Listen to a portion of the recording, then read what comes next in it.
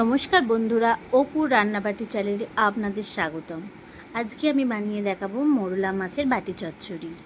তার জন্য আলু সরু সরু করে কেটে নিয়েছি একটা বাটিতে। এবার আগে থাকতে ধুয়ে রাখা নুন মাখানো মোরলা মাছ দিয়ে নেব। এবার মশলা দিয়ে নেব, লবণ,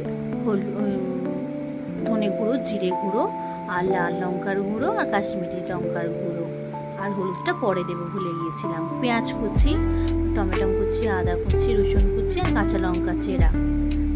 সামান্য সর্ষের তেল দিয়ে ভালো করে মাখিয়ে নেব।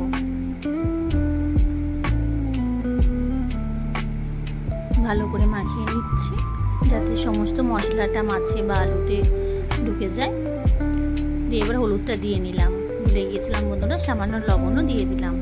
দিয়ে ভালো করে মাখিয়ে নিচ্ছি। এবার একটা কড়াই নেব, কড়াইয়ে তেল আছে, ওই তেলেতেই কিছু কালো জিরে ফোড়ন দিয়ে দেবো। বন্ধুরা, এই কড়াটা আমি আগে মাছ ভাজার জন্য ইউজ করেছিলাম। মোরলা মাছই, একটা মোরলা মাছের টক বানিয়েছিলাম, তার জন্যই এটা এখন কড়াটা একটু পুড়ে আছে।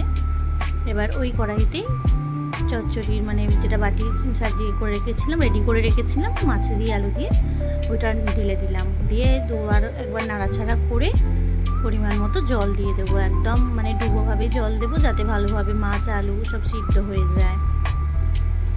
তবে এটা একটু শুকনো শুকনো হবে, একটু ঢাকা চাপা দিয়ে নেব, দিয়ে সিদ্ধ হতে দেব।